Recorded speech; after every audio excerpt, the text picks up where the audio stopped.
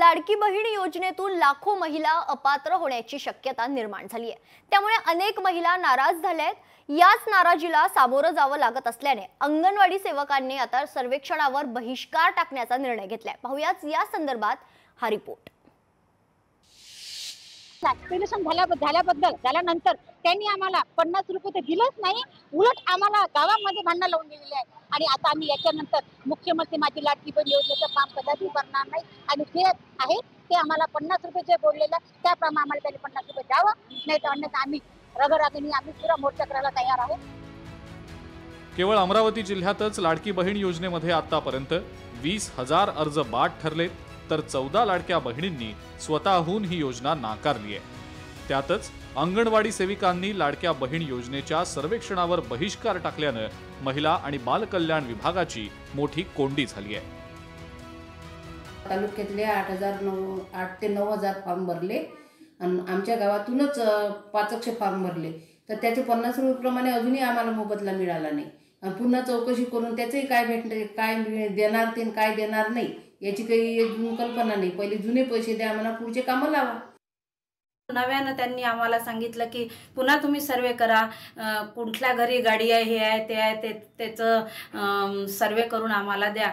तर आम्ही तो सर्वे केला असता, परंतु आमचे आधीचेच पैसे जर देत नसेल सरकार, तर आम्ही समोरचं काम कसं काय करावं, कोण्या बेसवर करावं, म्हणून आम्ही तो नाकारलेला आहे काम।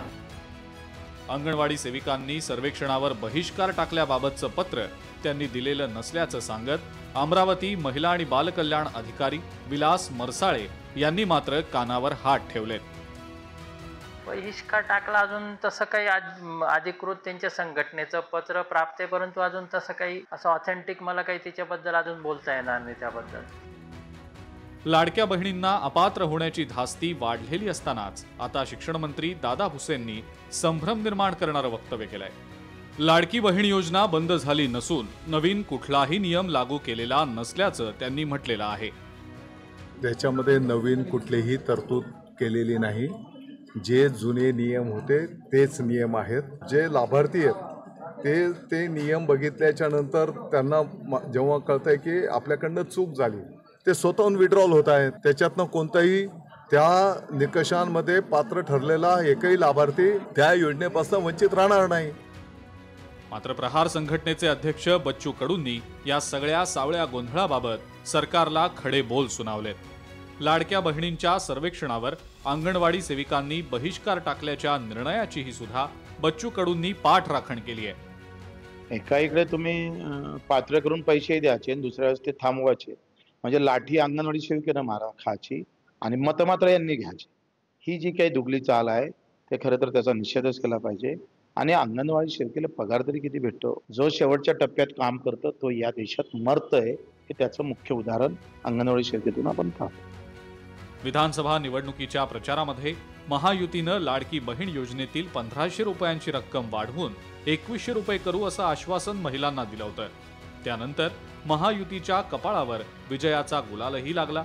सरकार येऊन आता 2.5 महिने सुद्धा झाले, मात्र 2,100 रुपये तर सोडा, उलट लाखो लाडक्या बहिणी या योजनेतून अपात्र करण्याचा सपाटा सुरू झालाय।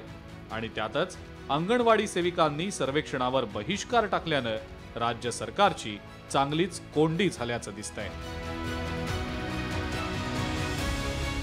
सूरज दहाट, लोकशाही मराठी, अमरावती।